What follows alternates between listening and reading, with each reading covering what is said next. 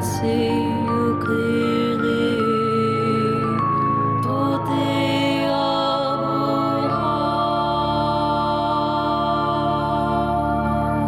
Hello, and welcome to another episode of Tutti Bruja. I am Bex Carlos, your host. Thank you so much for the outpouring support and sharing and telling your friends about us. I am so impressed with how many people have reached out and said that we were the podcast that they were looking for, or that we were filling a void that they needed.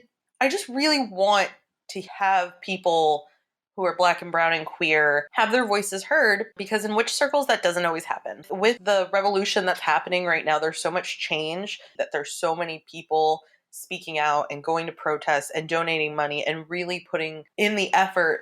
One thing I want to talk about is, with all of these protests, we're obviously seeing that demands are being met, and I mean, not everything, but things are changing. One of the most amazing things that I keep seeing is statues of colonizers, of the Confederacy, conquistadors have been knocked down. I know that there was a Christopher Columbus statue that was beheaded. Christopher Columbus was a piece of shit, and if you don't agree, then you haven't really dug deep into history. And the one thing I would advise for you to definitely check out is his letter to Isabella. It's very dark, and just the fact that he's responsible for genocide and murder and rape and pillaging. But I don't want to talk about all the shitty people. I want to highlight Indigenous people who are out here speaking their truth, seeking justice.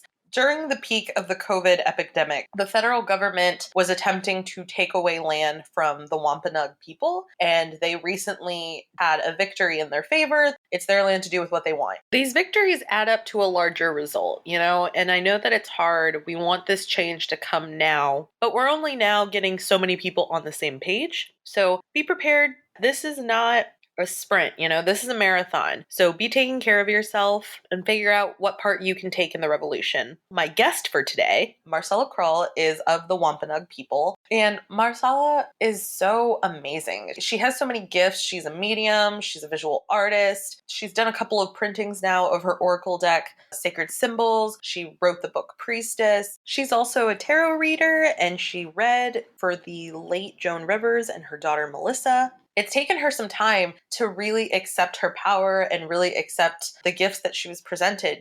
Being a medium is hard. It can be very overwhelming. So I want you to listen to my conversation with her because she's such a delight, and I could gush about her forever. But let's just jump into the episode. Marcella, thank you so much for being on the show. Oh, thanks for having me. I'm going to light a blue candle for vulnerability. And just for clarity, that's one of my specific things that I work with. You have been in these metaphysical circles for a little bit, and you wear a lot of hats. You are a tarot reader, witch, a medium. About how old would you say that your abilities as a medium started presenting themselves? Well, I'm also a visual artist, and, as a kid, I would say, even just as a small child, I would have these mediumship experiences, not knowing that that's what they were. So definitely having moments of being around 6 years old and drawing images of people and naming them and being like, this is Sid, like not knowing that I was channeling someone, or doing interviews with people when I was in elementary school, but like I was really talking to them, deceased people in history. The most kind of prevalent thing I think that really freaked like my mother out was around 6, we moved from an apartment to a house that actually had a basement in New England. And I remember going to the basement and coming back and just saying to her, Grandpa Eddie is in the basement. That's her father. And he had died when she was 3. So those were definitely earliest moments as like a teen and, young adult. I would have a lot of moments of tapping into things, but no one to talk to about them. So I just thought, it was maybe some mental health issues because schizophrenia does run in my mother's family. But I would say I was about 25 in New Orleans, and I had a full-on possession. And actually, there was a medium there in New Orleans, and she told me, you're a medium. So that was my first conscious awareness or having words for what was happening to me. I had a lot of similar experiences. Kind of like with you, I thought it was like a mental health thing. I didn't really start to develop my craft until I went to New Orleans when I was around 25. I'd always been interested in stuff. Like, it was always fascinating to me, but I always felt like there was something wrong with me. Right. Learning what you learned at 25, has it made coping with this ability easier, or was it ever something that you struggled with? It's definitely been something I've struggled with my whole life. And, having the words for what that was at 25, I mean, it definitely helped put things into place because prior to that, I started reading tarot cards and learning about astrology and working in my own magical practice, creating rituals and things around 18. So it's kind of a wide window. And then I'll tell you, frankly, the only thing that really kind of has helped me immensely with coping is in the last year and a half, I was connected with my biological father. I had never known who he was, but we got connected through a genetic test. And through that, we found each other. And he was actually able to share with me that it runs in my family and that, it's gone back a few generations. And just kind of having that, knowing that it was not something maybe unique, but it was something inherited. And there was a relatability that's helped me immensely from feeling fragmented or alone on the journey. Because sometimes being a medium, I think you can feel really alone, unless speaking to other people who have that similar sensitivity to things. I definitely find that my practices now, I'm less apt to call myself crazy. And I definitely trust myself a bit more these days, but I'm also 43 years old now. I feel fortunate that I've been able to, develop a relationship with that part of myself, and that also the world is becoming more open to understanding that there are different sensitivities. I mean, it certainly has helped. Coping wise, I mean, I give myself a little bit more space around it instead of punishing myself, for being sensitive now. I feel a little bit more compassion has helped me.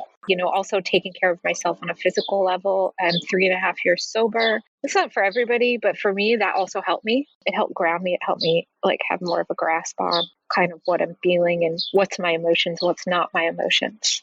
Particularly when you're sensitive, and you're a medium, you start to really encounter a lot, especially, look at current events. There's a lot of collective energies as sensitive people, whether you're a highly sensitive person or you're psychic or a medium, whatever you classify yourself as, picking up on collective energies. And we have to learn grounding and coping tools, right?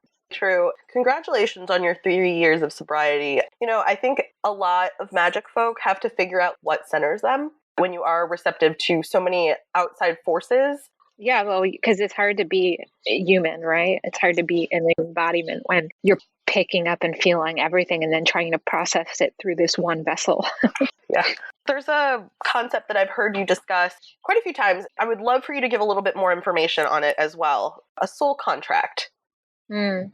Could you kind of explain what that is for the listeners who might not be familiar with that term?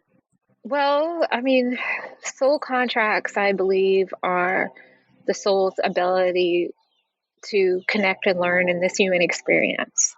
And what that means is we create vows, promises, commitments, and agreements with ourselves and maybe with other souls. And these can be all related to learning in the human experience.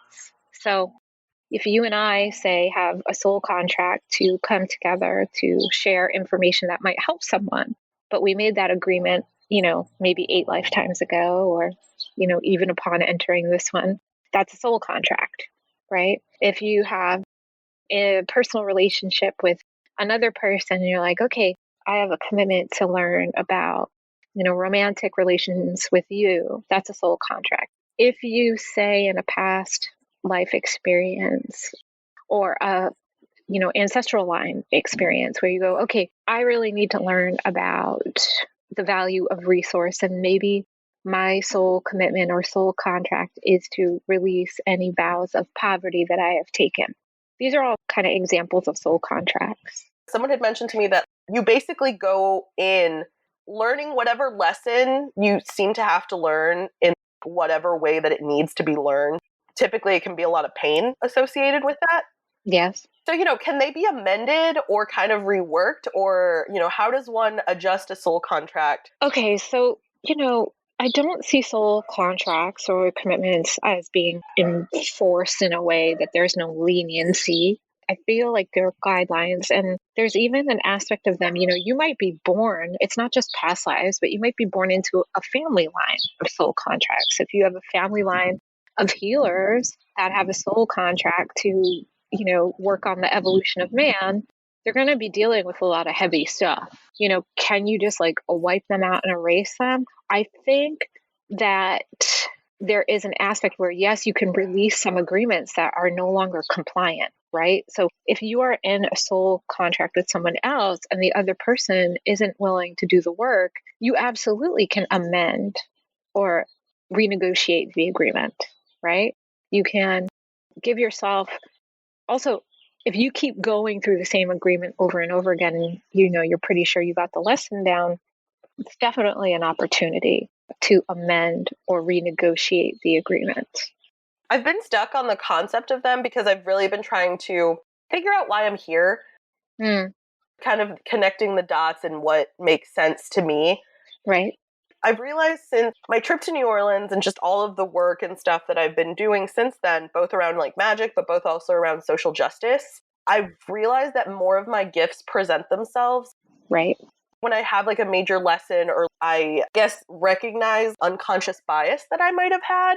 Right. For me, it's just like, oh, maybe in a past life I was a really, really, really shitty colonizing person. Mm-hmm. I'm just trying to figure out the concept of them. I think they're super duper interesting. If someone feels like they're in a soul contract, what would be your advice to try to going about amending it or kind of changing it up? Well, I mean, just to back up for a second, I mean, in the sense of, past lives as well, I think just to throw this out there is, yes, we have these multi-dimensional lifetimes that we've experienced. And one lifetime may be one of trauma and pain. And then the other one, it could be an abuse of power, because each lifetime we're here to learn about something different. So you're going to make very different and sometimes conflicting agreements on a soul level, right? You're met with a lot of different possible things that are conflicting with each other. You may have a lifetime where you were abundantly wealthy and maybe you were a colonizer, and then maybe another lifetime where you were someone who was oppressed and you vowed to never let the poison of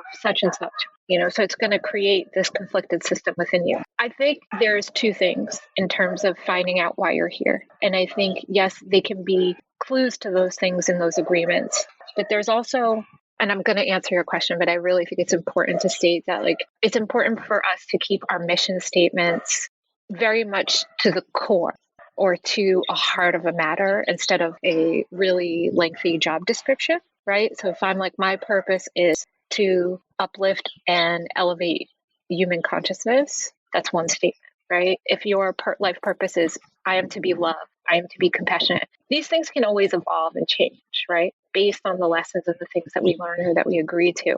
One particular way of, for example, was I had a past lifetime that I saw myself as a very wealthy man, but very miserly, so miserly I pushed my family away. And on my deathbed, I took a poverty vow. So in that poverty vow, it is transferred over lifetime after lifetime after lifetime. I finally get to this place in my life where no matter how hard I try, how hard I try to, whether I heal my belief system, I do all the work, but I can't seem to release this attachment I have to this poverty vow because there was another lesson underneath it. Why did I take the vow in the first place? What was the lesson? Well, I said, I had to go deeper through meditation, through past life regression to see, I took the poverty vow that I said, I won't have wealth until I learn compassion. So I had to rewrite and go, I think on some level I've learned compassion in a number of ways. Do I still need to have this vow in place? Is it at this point hindering my growth and my purpose? Or is it still assisting me? If the vow or the commitment, this whole contract, isn't assisting anymore in the growth and evolution of what you're doing, you can release it, whether you take to your spells, to mantras, to meditations. There's a free will that is involved in doing that. But I think it has to be authentic to you.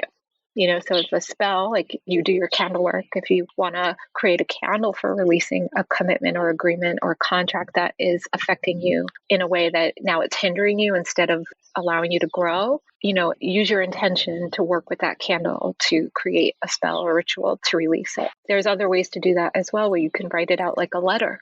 And you write it out. I now release any soul contracts, either with this situation or this person, that are actually not for our highest and best, and then burn it and release it. So just a couple of ways to tune in and tap into it, but I always think it's about asking more questions. No, I like that because you're getting the answers to kind of what has you stuck and going deeper and doing more work. Mm-hmm. As a witch, that's kind of the lesson that I've gathered is like, just do the work. Yeah. It's not the logistics of how to do something, because you mentioned there's all these different forms that you could eliminate your contract, whether that be a candle, whether that be writing it out. The intention just has to be there. Exactly. I mean, there's plenty of times. I've been homeless 3 times living in LA. I mean, I've lived out of my car. I've had to use a napkin I got at the 7-Eleven and wrote something on it and then ripped it up. The tools, while valuable, they're not always necessary, so you don't have to have the latest and greatest, or you don't have to have a thing for it to work. You just have to have the, I think, imagination and the belief that the source of your magic comes from within you, not outside of you. I've been practicing for quite a few years now, but I still forget that. And I think it's very hard and difficult sometimes for baby witches who are just getting into the craft. There's so many things to learn and it can be overwhelming. Like, do I like runes? Do I like candles? Do I like this? What is your suggestion for any type of magical folk who are starting to get into this, who have like a calling to it or desire to learn about it? Like, what is your biggest advice? Be authentic to you, not what your heroes might be doing. Like if I look up to someone and they use runes, but like I try to connect with them and it's not there and it feels like dead air, then like know that might be their way of communicating, but not mine, and being honest about that and not trying to force a connection. I think also go at your own pace. There's literally no rush. We have our whole lifetime to learn things. And I feel like there's a lot of fast tracking to your magical practice out there right now. And, I think while I love that the information is accessible and available, I think it's also important to take your time, because there can be a lot of unnecessary pain. I went through a lot of pain, throughout my practice out of mistakes I made or diving into where my nose shouldn't be in terms of like things backfiring, thinking I had all the answers. And then spells going awry and me getting exactly what I wanted, but holy no. It might have been what I wanted, but it certainly wasn't what I needed. So I think it's also important to accept the foils and maybe the mistakes, that kind of come along with being a beginner.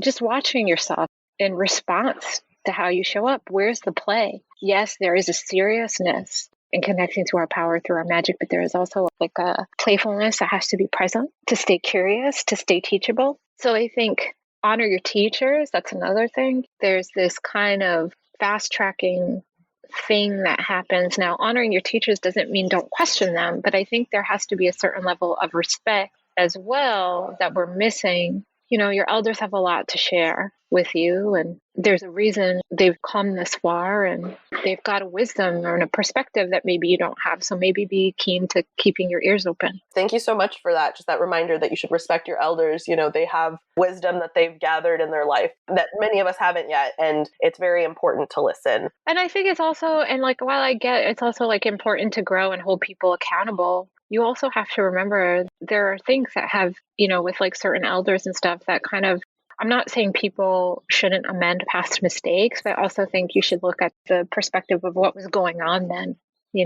what tools or what limitations they had to work with.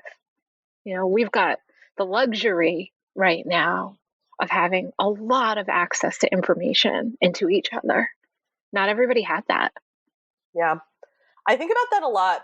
One thing I've definitely noticed that my mom has that I don't see around a lot of people is that sense of community, like that sense of community and just love and respect for everyone. I think we see it now with the change of the times, but that isn't always there. And I think that, sometimes we're so connected to people and that is great and this information is readily available to us. But if you're not connecting with the humans around you, there's a big part that's missing. Yeah, exactly. Well, thank you so much for joining me on the episode of Tu Tia Bruja. One last question for anybody, who wants to keep up with you, wants to know what you're doing. Where can they find you? What do you have coming up? Well, I can definitely be found. I have a website, which is marcellakroll.com. I also have an Instagram, That is just my name, Marcella Kroll. I relaunched an old new school, teachable.com, and just search my name. And I have some online classes and meditations available there. I also have my 2 Oracle decks that I've self-published available on my Etsy site, and my book Priestess, which the first run has been sold out. We will be reprinting. Initially, it was for the fall of this year, but we don't foresee it happening again until the spring, unfortunately. But just because of the different financial changes and things that are happening, I do hope to have more things available for people to participate in class-wise coming up. But the best way to reach me is search my name, first and last, and you can find me through that. But Instagram is definitely one of the most up-to-date ways. Wonderful. I will be sure to link to all that in the show notes so that people can find you. Thanks. And I'm going to blow out this candle in just a second, but let's take a second to breathe in and breathe out. And thank you again for sharing this space with me. Thank you for having me. Okay, and that was the show. I hope you enjoyed it. Isn't Marcella the best? I really enjoy her. All the links for how you can support her are in the show notes. Priestess is sold out pretty much everywhere, and we are waiting on a second printing. One last thing before we head out that I do want to bring up is I want to let everyone know that I gave away 2 copies of the Queers and Queens Tarot deck, which I was a collaborator on. I would like to say congratulations, Melissa and Renee. I really hope that, this deck is a major tool in your practice. While we're here, I want to give away one more tarot deck, a different tarot deck. There is a Pride tarot deck that was created, and all 78 of the different cards were created by a different queer artist somewhere in the LGBTQIA+ community. If you would like to win that, check out the show notes because I will have a link for how you can enter to win. Super simple, just a couple questions. And honestly, the questions are going to help us create better content just because there's so many different things that people are interested in magically that it's really hard sometimes for me to think of it because it might not be crucial in my practice, but it might be very crucial in your practice. And I would love to highlight, something or talk to somebody who kind of uses the same types of tools or techniques or has even similar beliefs that you do, because that's how we learn, allow each other to hear different perspectives of different people, and perspective is important. All right, well, thank you for listening. If you like us, please rate and subscribe. That is always super duper helpful for more people to see us. And if you want to follow me, catch up with me at Bexby Caston. If you want to keep up with the show, that is Tu Tia Bruja Pod. And if you want to find out where you can listen to the show, log on to my website. It is www.bexbcasting.com. There's a Tu Tia Bruja tab. There's information on the show. If you want a tarot reading by me, you can get in touch with me. I make myself super accessible, my witchy babies. Reach out. Have a very amazing, blessed day. I can see